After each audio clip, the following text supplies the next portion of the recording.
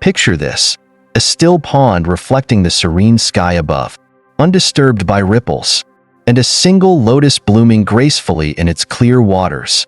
The lotus captivates us with its elegance, its petals reaching for the light. But beneath the surface lies its secret. Its roots are anchored deep in the clarity of the water, drawing strength from purity. Without this foundation, the lotus could not thrive. Trust, much like the lotus, is delicate yet profound. It flourishes only when rooted in truth, wisdom, and clarity. When the waters of trust are clouded by manipulation, dishonesty, or the subtle erosion of boundaries, its fragile beauty begins to fade. In our lives, trust serves as the invisible bridge connecting hearts, minds, and souls. But what happens when the bridge is built on shaky ground? Can trust withstand the storms of deceit and the tremors of doubt? Zen and Buddhist teachings offer profound insights into this question. Trust, they teach us, is not blind faith. It is an act of discernment, cultivated through awareness and guided by wisdom. It is a balance of vulnerability and caution. As captured in the Zen saying, to trust is to open your heart, to discern is to protect it. Yet, discernment does not come easily. Many of us have experienced relationships where trust was misplaced, leaving us questioning our own judgment. These moments, painful as they are, hold a lesson. They remind us that true trust must be earned and nurtured, not given recklessly. Today, we'll delve into the fragile nature of trust through a timeless Buddhist teaching. Never trust someone who manipulates, dishonors your boundaries, or causes you to doubt your inner light. This lesson is brought to life in the story of a young monk, eager to learn but untested in the ways of the world. His journey, filled with trials and revelations, will inspire us to reflect on our own relationships. So, let's embark on this journey together, exploring the profound wisdom that can guide us to trust wisely and protect the clarity of our inner lotus. Part 1. The droplet on the lotus leaf. The young monk's question echoed with vulnerability. How do I know who to trust? Trust, after all, is a fundamental thread in the fabric of human relationships, yet it often feels elusive and fragile. Instead of offering a direct answer, the teacher turned to nature's simplicity, guiding the monk's attention to a single droplet of water trembling on a lotus leaf. The droplet appeared serene at first, its delicate balance captivating. But as the monk observed more closely, he noticed how precariously it rested, held in place only by the surface tension of the leaf. A gentle breeze, almost imperceptible, disturbed the stillness. The droplet lost its grip and slid effortlessly into the pond below, merging with the water. The teacher broke the silence. Trust is like that droplet. Without strong foundations, it is unstable. If you give trust blindly, you risk letting your peace slip into chaos. This metaphor offered the monk profound insight. It wasn't just about the instability of the droplet. It was a reflection of human relationships. Trust, like the balance of water on the leaf, depends on the strength and stability of its foundation. The teacher continued, true trust requires clarity and understanding. Much like the lotus needs clear water to thrive. When you trust blindly, without discernment or awareness, you expose yourself to the currents of deception and instability. To preserve your peace, you must choose wisely. This lesson led the monk to an essential realization. Trust must be earned, not given freely. It is not an act of blind faith, but a deliberate process of observation and reflection. The lotus itself became a symbol for trust in this teaching. Just as the lotus cannot bloom in polluted water, trust cannot flourish in an environment of deceit or confusion. Its roots must anchor in clarity and honesty. In life, we often rush to place our trust in others, drawn by charisma, charm, or promises. But this story reminds us to pause and ask critical questions before opening our hearts. Does this person bring clarity or confusion to my life? Are their words consistent with their actions? Do they respect my boundaries and my peace? When the answers to these questions are unclear, it's a signal to proceed with caution. Trust, the teacher implied, is not about shutting people out, but about discerning who deserves to step into the sacred space of your peace and vulnerability. Through this simple yet profound moment with the lotus leaf, the monk began to understand that trust, when rooted in discernment, becomes not only a bridge between souls, but a source of inner strength and clarity. Part 2. A Journey of Doubt. The novice monk sat by the stream, immersed in the serenity of nature, his heart open to the teachings of stillness he had embraced since arriving at the monastery. He had found comfort in the gentle rhythm of the water and the silence that seemed to echo wisdom. But one day, that silence was disrupted. A wanderer, cloaked in mystery, emerged from the shadows of the trees. His presence carried an air of intrigue, and his voice was smooth and persuasive. "Why do you waste your days here in silence?" the wanderer asked, tilting his head as if the very idea puzzled him. "The world beyond these walls is filled with treasures, adventures, and wonders waiting to be discovered. Come with me, and I'll show you a life beyond your imagination." The novice paused, torn between curiosity and loyalty. "But my teacher says enlightenment lies in stillness and study," he replied, his voice uncertain. The wanderer chuckled softly, his tone dripping with calculated skepticism. "And what proof do you have of that? Have you never doubted these words? What if your teacher is wrong? What if you're wasting your potential here?" The question lingered, like a seed planted in fertile ground.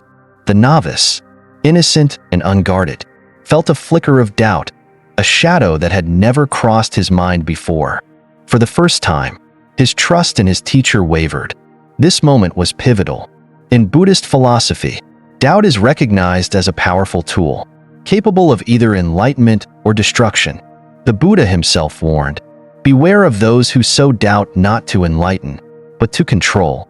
Tempted by the wanderer's enticing promises, the novice abandoned the stream and the teachings of his monastery.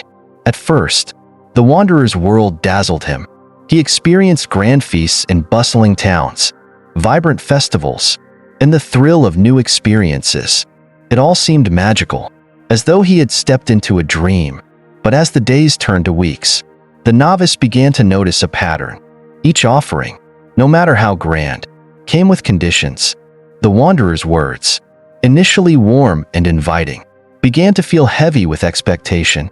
"Remember," the wanderer would say with a knowing smirk, "without me, you'd still be meditating by that stream. You owe everything you're enjoying now to me." Slowly, the novice felt the weight of dependency grow, like invisible chains binding him to the wanderer's whims. His joy, once simple and pure, became tied to the wanderer's approval.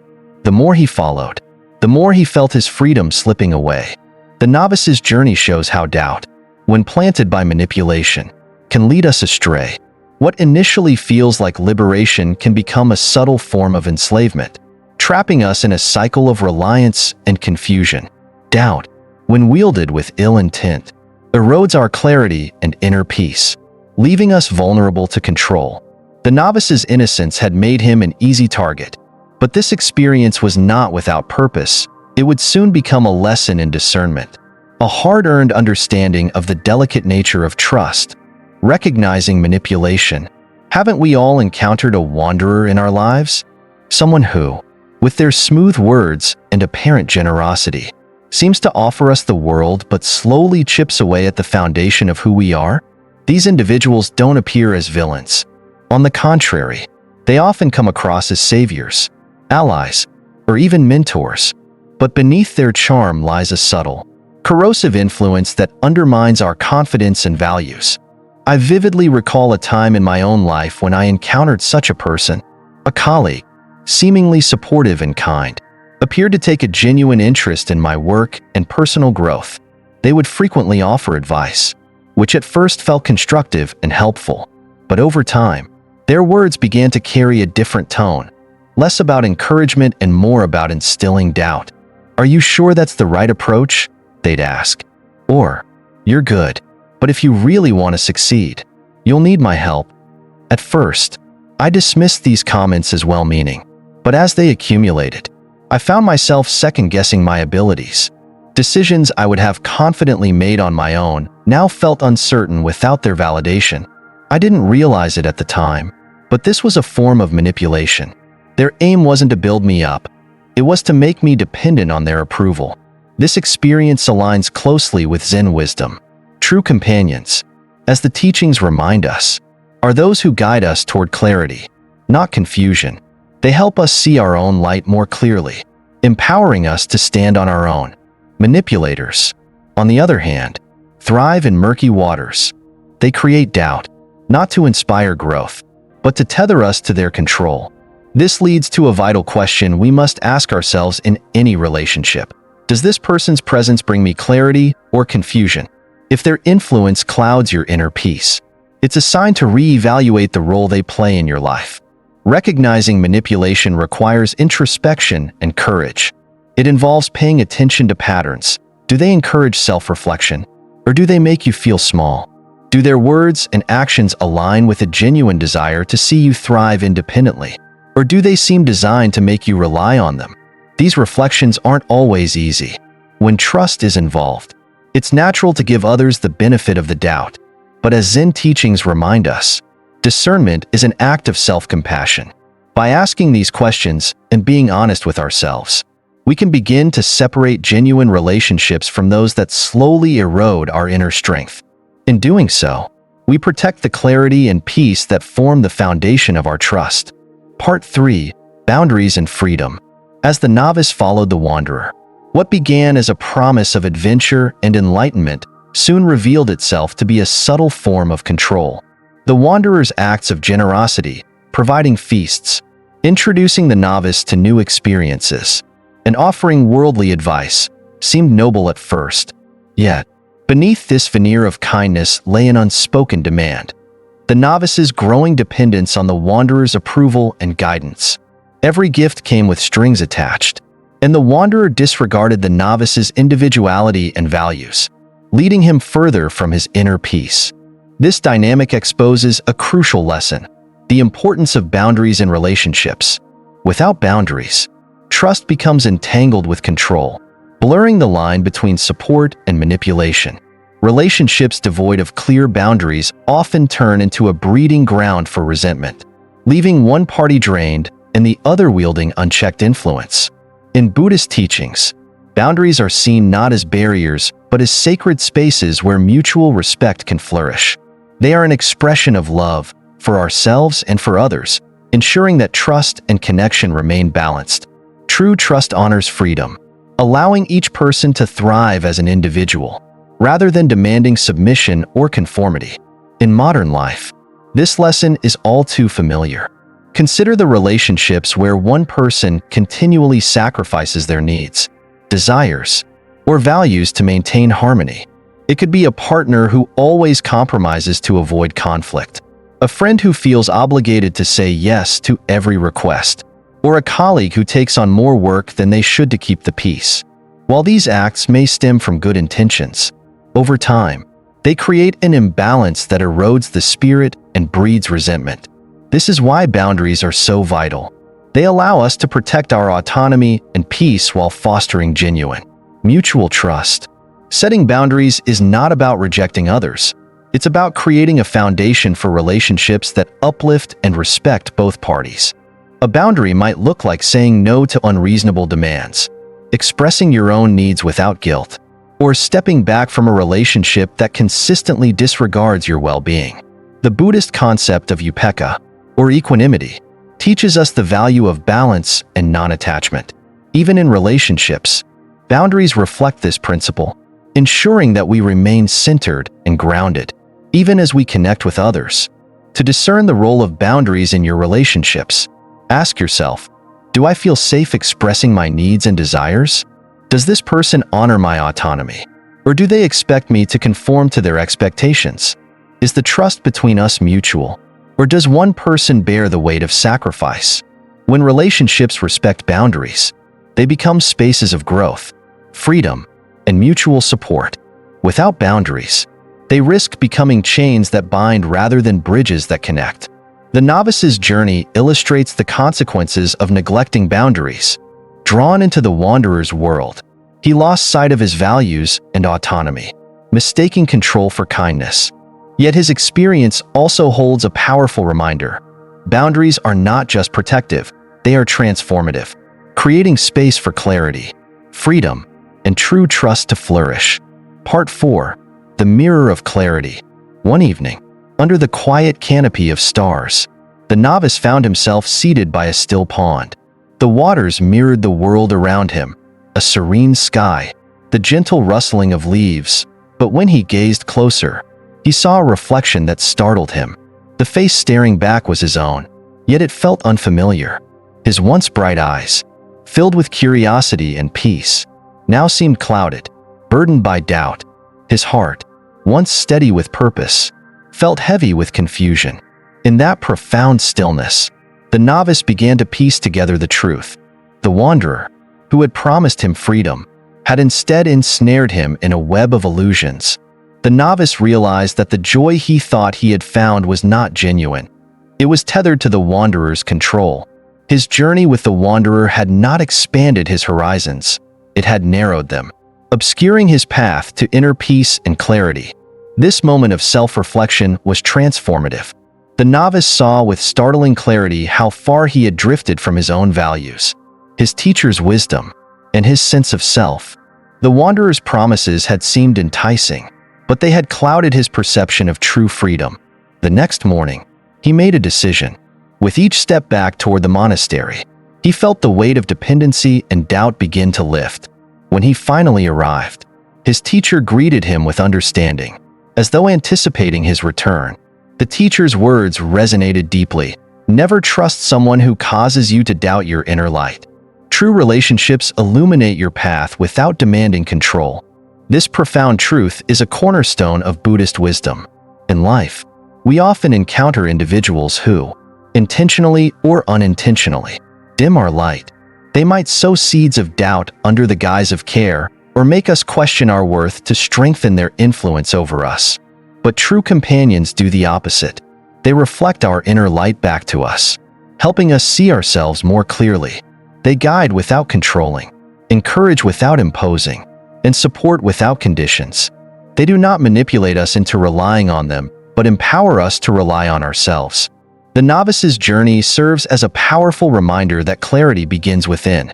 When we feel lost or uncertain, it's often a signal to pause and reflect. Are we surrounded by people who uplift us? Or are we entangled with those who obscure our vision? The still pond that night became more than a mirror for the novice. It was a symbol of truth. In its clarity, he found not only his reflection, but also the courage to reclaim his path, guided by the light within him that no one could extinguish. Part 5. The Courage to Walk Away. Walking away from the wanderer was not an easy choice for the novice. It required immense courage to abandon the promises of comfort and adventure that had initially captivated him. Yet, as he stepped away, he realized the weight he had been carrying.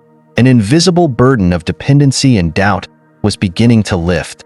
The act of leaving was not just a rejection of the wanderer's influence, but a reclaiming of his own autonomy and inner peace. This decision aligns with the Zen teaching of Mu, or emptiness. Mu teaches that clinging, whether to people, possessions, or ideas, is the root of suffering. We often hold onto relationships or situations long past their purpose, believing that letting go is synonymous with loss. But in truth, letting go is an act of liberation. It creates space for clarity, growth, and genuine connection. Reflecting on our own lives, we can ask, are there relationships that drain our energy instead of nourishing it? Are we holding on to someone or something out of fear? Fear of being alone, fear of change, or fear of the unknown? These fears, though natural, can keep us tethered to what no longer serves us, preventing us from stepping into a freer, more authentic version of ourselves. Walking away is often seen as a sign of failure or weakness, but in reality, it requires immense strength. It means choosing self-respect over comfort, clarity over illusion, and growth over stagnation. It means recognizing when a relationship has become a chain rather than a bridge. For the novice, the act of leaving allowed him to return to his values and rediscover his path. By walking away from the wanderer, he was no longer bound by the need for approval or the illusion of fulfillment. He opened himself to the possibility of relationships that honored his boundaries and supported his growth. In our own journeys, walking away can be a transformative act. It might mean ending a friendship that no longer uplifts us, stepping back from a toxic workplace, or releasing a habit that no longer aligns with who we are. Each act of letting go creates space for healing, for self-discovery, and for authentic connections to enter our lives. The courage to walk away is ultimately the courage to choose freedom. It is a reminder that we are not defined by the relationships we leave behind, but by the clarity and purpose we embrace moving forward. And in that freedom, like the novice, we find the strength to bloom again, untethered and at peace. At the heart of this teaching lies a profound truth. The most vital trust you can cultivate is the trust you place in yourself. It is this inner trust that forms the foundation of clarity, strength, and peace, allowing you to navigate life's complexities with wisdom and grace. The novice's journey serves as a mirror for us all. His story reminds us that life will always present wanderers, those who may charm us with promises yet cloud our perception of truth. But his path also reveals the power of stillness and awareness, the tools we can use to discern truth from illusion and reclaim our inner light. The lotus blooms only in clear waters, untouched by the murkiness surrounding it. In the same way, trust can only thrive when rooted in clarity about who you are, what you value, and the relationships you choose to nurture. Trust begins within, as an unwavering belief in your own intuition and wisdom. As you reflect on your relationships, ask yourself, do they bring clarity or confusion? Do they uplift you, honor your boundaries, and encourage your growth? Or do they sow doubt, manipulate, or diminish your light? These questions are not just about others, but about how you choose to protect your peace and autonomy. Let go of those who dishonor your boundaries or seek to control you. Release the relationships that drain your energy rather than nourish it. This act of letting go is not a rejection of others, but an embrace of your own freedom and dignity. And most importantly, nurture the most sacred relationship of all, the one with your inner self. Cultivate stillness through mindfulness. Strengthen your awareness through reflection, and honor your intuition by trusting it. Like the lotus, you have the power to rise above the murkiness, blooming with clarity and resilience. Trust is not merely an external act. It is an inner journey of discernment, compassion, and courage.